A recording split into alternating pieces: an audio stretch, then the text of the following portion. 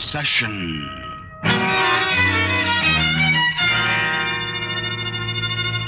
It is a strange paradox that oft-times man becomes lost in a wilderness within the surge of teeming humanity. To be alone in a crowd is the greatest sorrow ever devised in heaven or hell. To be lost in a jungle or upon the great tundras is understandable and excusable. And there is always Polaris to lead one to the true north. But to be wandering in a peopled maze with a lonely mind is to be hopelessly enmeshed within a web designed by the spider which lays in wait for Barry Sullivan. In our story, faith is the evidence. A deadly spider known as obsession.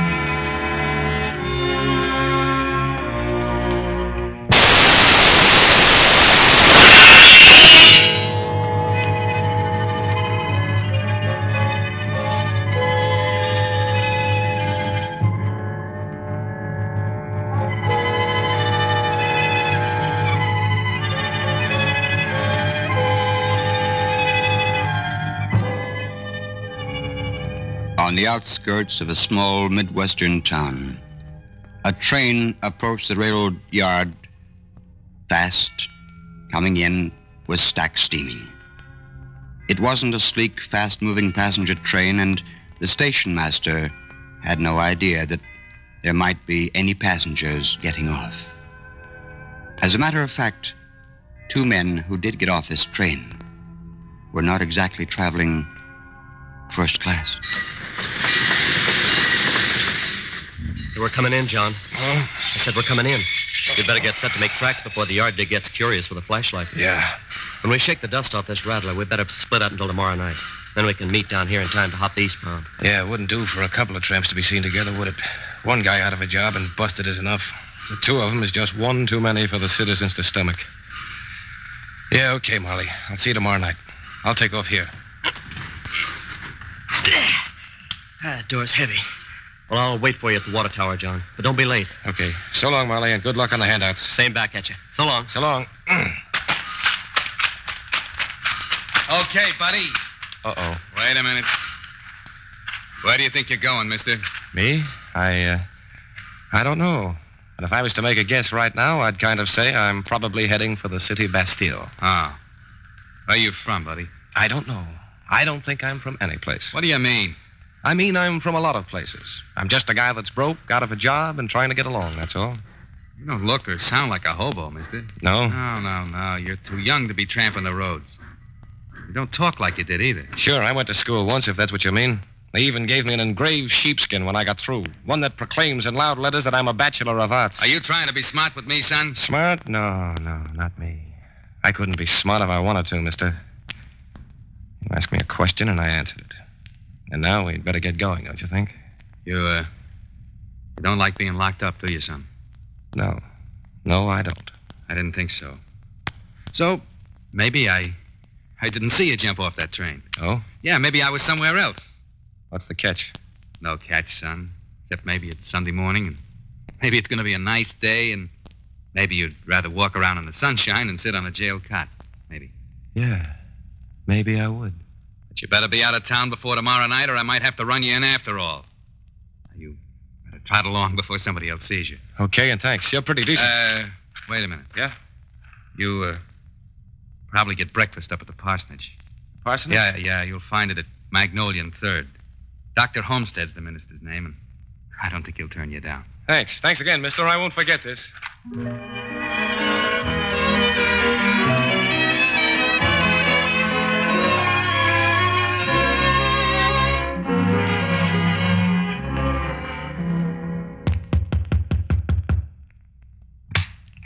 Yes? Oh, Yes? I didn't expect... I wanted to see Dr. Holstead. You mean Dr. Homestead, don't you? Homestead? Oh, yes, of course. I guess I do. Well, he's just having breakfast. Breakfast? Mm-hmm. But if it's important, I can call him. Oh, no, it's not important. I'll come back again and... Who is it, Catherine? Oh, Father, it's a gentleman to see you. To see me? Oh, how do you do, sir? Good morning. Won't you come in? Oh, well, Please do. Thank you. Now then, what can I do for you? Well, I didn't mean to disturb you, Doctor, but I was told... I was told that maybe I could get breakfast here. Oh, breakfast. I haven't got any money to pay you for it, but if you've got a couple of odd jobs around here I could do... Well, of course, my boy. Catherine, set another place at the table, will you? I will, Father. And if you'd like to follow me, I'll show you where you can wash up a little. No, but I don't want to put you to any trouble. Just a sandwich or something. I can eat it outside. I think it's always much nicer to sit down to a table, don't you? If you'll just come this way, son.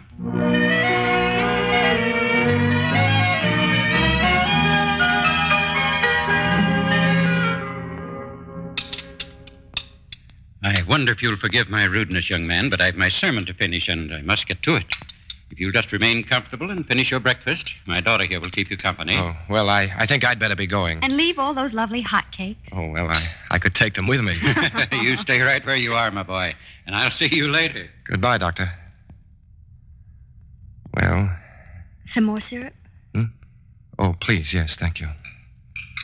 Tell me, Mr. Carville, what do you do? When you're working.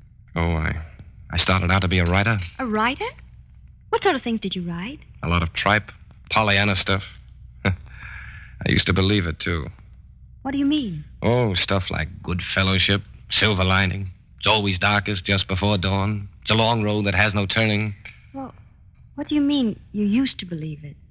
Don't you now? Nope. Why? Because it's not true. I think it is. So does my father. Oh, sure. Being a minister, a man's got to believe it so's he can preach it. And I guess people want to hear it preached, too. But that doesn't make it true. Why not? Well, there's a lot of things people want to hear. About how perfect everything is, that God is love, that there's beautiful sunshine everywhere. Well? Well, they don't believe that stuff. How can they? Maybe they used to think it was a long road that doesn't turn, but they get kind of hungry and tired waiting for it to. And the silver lining hasn't shown up yet. They don't want to hear about God is love and faith and hope and all the rest. They want to hear how they can do something for themselves. And they'd be suckers for the first guy that came along, too. They'd believe anything that might help them, maybe. But you say the word of God wouldn't help them?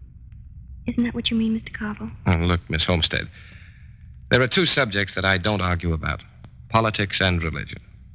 I believe what I believe, and you believe what you believe. All right. If you prefer. Well, it sort of looks like I've done a pretty good job on my breakfast, doesn't it? And now maybe you could figure out a few little chores I could do to pay you? I can't think of any chores. But I'll tell you what you can do, if you want to. Anything at all. Go to church with me this morning. Church? Mm-hmm.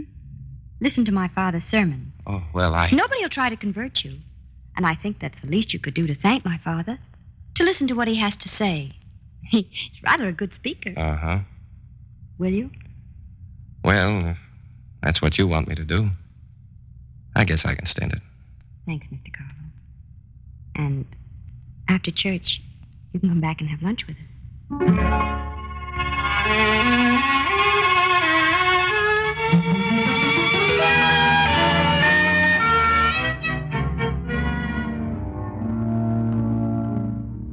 And in conclusion, may I leave you with these few thoughts that carry with them so much hope and faith and promise of the eternal future.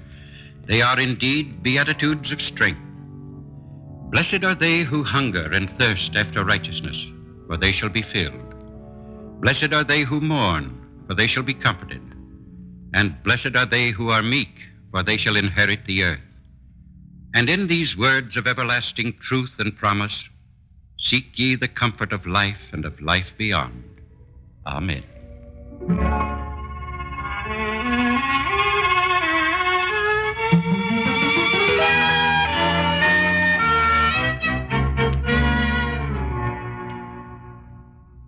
If you please sit here, Mr. Carville, I'll have lunch on in a moment. Of course, it won't be very fancy. Now, look, I'm afraid I'm overdoing it just a little bit, don't you think? I mean, after all, breakfast and, well... Oh, I think nothing of it, my boy. We enjoy having a guest. We don't have very many, you know, so we're really taking advantage of you, not you of us. Well, that's very kind of you, sir. How did you like my sermon this morning, Mr. Carville? Your sermon? I don't think Mr. Carville liked it very well, Father. Oh? Why not? Well, now, I didn't say that. Mr. Carville believes that sermons should be more practical. That faith and hope are too flimsy to help much. Well, Isn't that what you said, Mr. Carville? Well, yes, maybe it is. Why, my boy? Well, I guess your sermon was all right this morning, Dr. Homestead. Things that people want to hear. I mean, people that only come to church to salve their conscience. The ones that don't need any help to begin with. Don't they, Mr. Carville? Well, maybe spiritual help, I guess. But I'm talking about the kind of sermon that would really help people. Why, I'll bet I could preach a sermon that wouldn't even leave standing room. I'd tell them a few things. A few things that might help right now. So they wouldn't have to wait until they went into the next world. Things that might begin to fill up that emptiness that people feel when they're down and out, when they're discouraged and everything's a mess. Yeah, that's what I'd do if I were a minister. That sounds very interesting, my boy. If you could do it. Of course I could do it. I think I know what people want. I mean, really want. We're having a meeting at the church Tuesday night. Supposing you preach the sermon, Mr. Carville. Preach this? Oh, no. I couldn't do that. No. Besides, I won't even be here Tuesday. Have you someplace definite to go, Mr. Carville? Well, no, not exactly, but... Then why couldn't you stay until Tuesday? Well, I should like to hear that sermon, my boy. Oh, no, Doctor, I think Mr. Carville was just talking, Father. Joking. I don't think he meant what he said. Of course I meant what I said. Then why don't you prove it? Do as my father asked. Well, because Because why, my boy? Well, All right. All right, I will do it. Maybe I was just talking to hear myself talk. But I'd like to prove whether I'm right or not, and if I am... I'll stay, Dr. Homestead, for Tuesday night.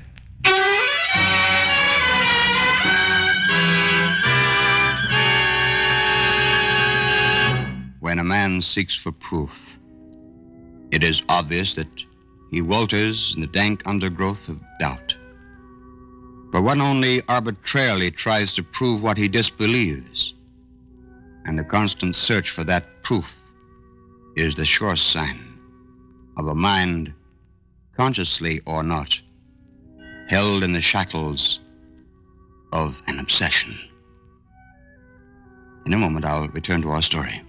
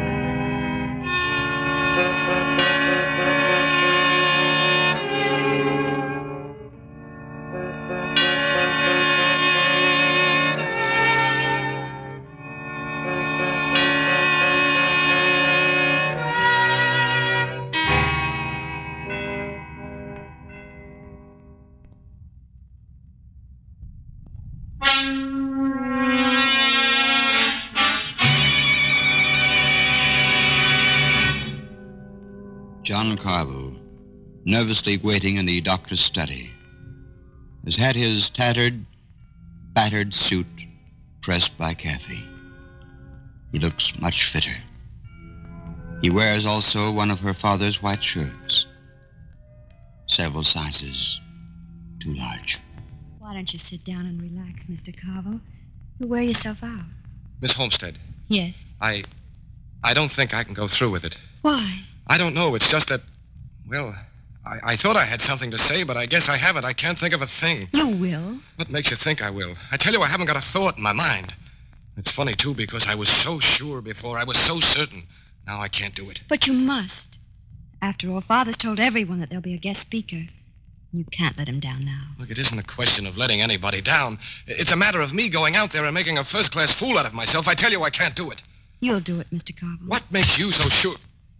Ready for you, Mr. Carville. Will you come this way, please? But I just got through telling Miss Homestead that... He just got through telling me he was going to say, Father, and it sounds wonderful. Good for you, my boy.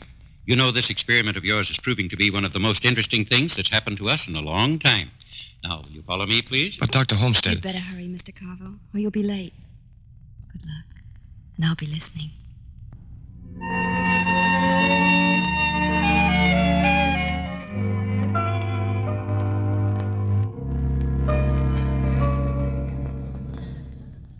My dear people, we have a visitor with us tonight, Mr. John Carver, who first came to our house last Sunday morning and who since then has proved himself to be a very good and valuable friend. Without knowing of his text, I asked him to talk to you tonight, and he very kindly consented. And now, without me saying anything further, may I introduce Mr. John Carver. Thank you, and... Ladies and gentlemen, the other day, when I told Dr. Homestead that I had something to say, I guess I was wrong. Because what I have to say shouldn't be said here.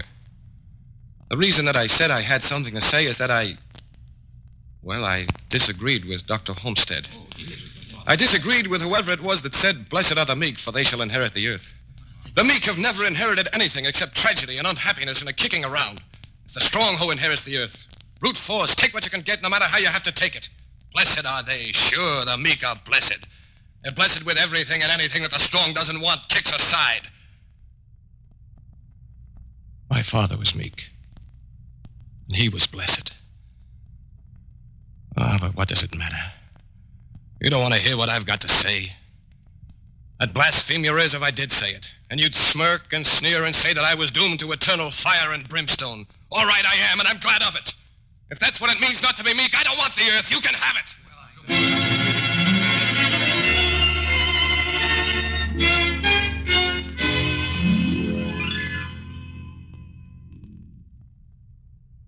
I forgot the package I had with me, Dr. Homestead. I'd like to get it. It's got a few things in it that... Wait a minute, John. Yes, sir? Sit down for a moment, won't you? What for, sir? I'd like to talk to you. No, I don't think there's much of anything to say, Dr. Homestead, except that I'm sorry that I embarrassed you. You didn't embarrass me in the least, John. In fact, I'm glad you said what you did. John, what happened? What happened? Yes. You spoke of your father. You didn't finish what you were going to say. Would you mind telling me? Oh, you wouldn't be interested, Dr. Homestead, because it... Yes? Well, my father was a doctor. He was a very great doctor and a very great man. But he got himself mixed up with a lot of cockeyed ideas. He went for that blessed are the meek stuff. That's what happened to him. What do you mean, that's what happened to him, John? Look, Dr. Homestead, my father was a great man. I worshipped him. I always wanted to be like him, just like him, because he was tolerant, gentle, and meek. And do you know what that did to him and to my mother? No. Well, my father never refused a call. Dead of night, middle of the winter, howling blizzard. Even for a toothache, he'd go. But he never collected any money. People would tell him they didn't have it, and he'd tear up the bill. Or he'd say, "Pay me when you get it." They never got it. But they bought automobiles and radios and new clothes. But they never got enough money to pay my father for saving their lives or helping them when they needed it. Go on, son. But still, he'd go out. Every call, night and day in and day out. Even when he was sick, he'd go. Until finally it killed him. One night he came to my mother and myself and he apologized because he knew he was about to die. He said he was sorry that he couldn't leave Mother and me anything except a bunch of worthless bills.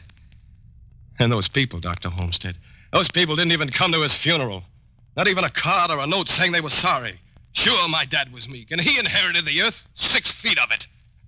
I see.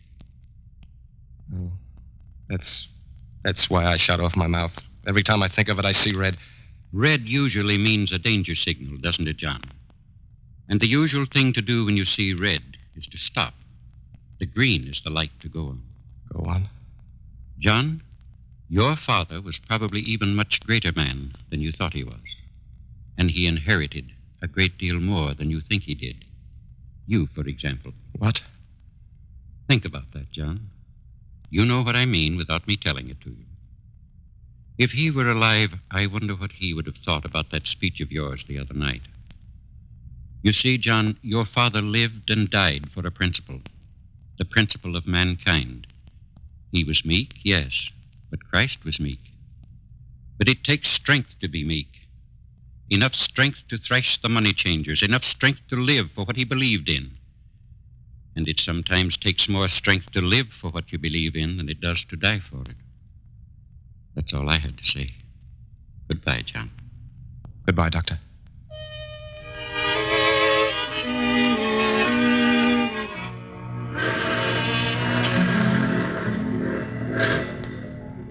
Gee, I thought you was never going to show, John. I waited and waited last night. I was going to catch the eastbound without you. Well, I'm here now. Sure. Let's start and let's get going, huh? Here comes the rattler now. Okay. Try for the center cars. Come on. Wait a minute, you guys. The yard, Dick. Come on, John. Stop for us, too. Come on, John. Go on, Marley, I'm staying. Oh, don't be a sap. Go on. Okay, sucker. What did you stop for, boy? Why didn't you grab the train with your buddy? Never mind. Never mind. If I'm pinched, I'm pinched. I didn't figure on you stopping. I didn't shoot to get you, but sort of make sure that you wouldn't keep going. You know, we don't like tramps in this town. Well, I'm not going. And your shooting didn't change my mind any either.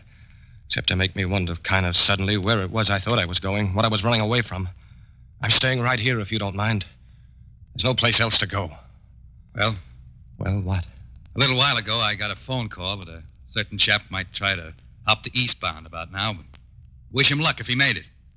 And if he didn't, Dr. Homestead lives at 3rd and Magnolia. Yeah.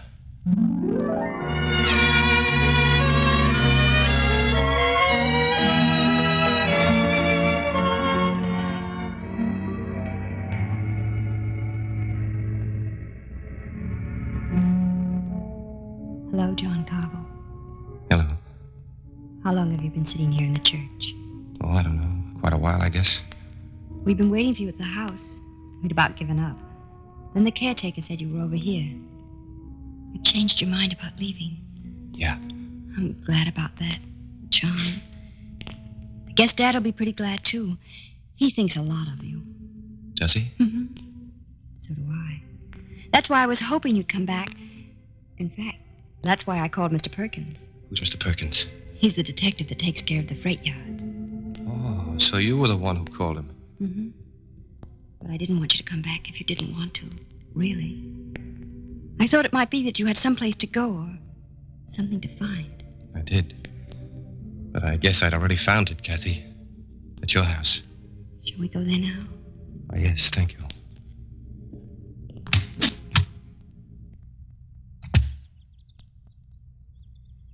It's a beautifully clear day, isn't it, John? Clearest day I've known in a long time, Kathy. You understand that? I think I'd understand better if I knew why you came back. I don't know exactly why myself, Catherine. Except, well, maybe I'm a sucker, like my dad. Maybe I've gone for the same things he went for. Blessed are they. With good enough for him. Yes, I guess so. Yes, it must have been, and I can't kick much because he was happy. He was very happy. Well, I haven't been at all. You can be. I know that, Kathy. And I'm going to be from now on, thanks to your father and mine. John, that's what I meant the day I talked to you. Your father was like mine. That's why. Blessed are they that are meek, for they shall inherit the earth, and they shall bequeath it to you. It's yours for the taking, John. Yours for the taking. Ours for the taking, too. Isn't that so, Kathy? Why, yes, John.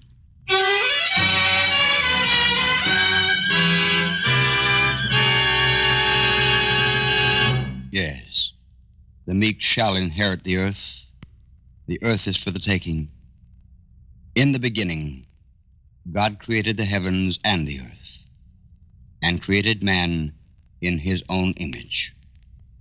Therefore, man can, by the very power of this heritage, become godlike, unless, and I say unless, the dark angel who is passed out of paradise shall speak his silent and evil words, and fill the mind with the quicksands of obsession.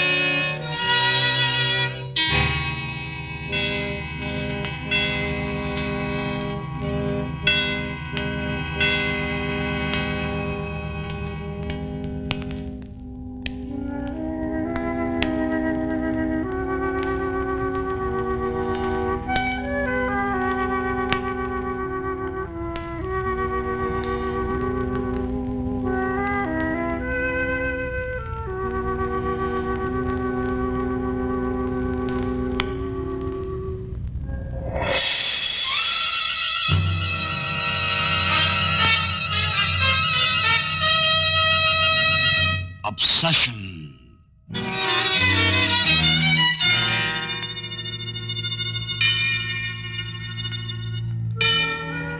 Our story was produced and transcribed by C.P. MacGregor in Hollywood.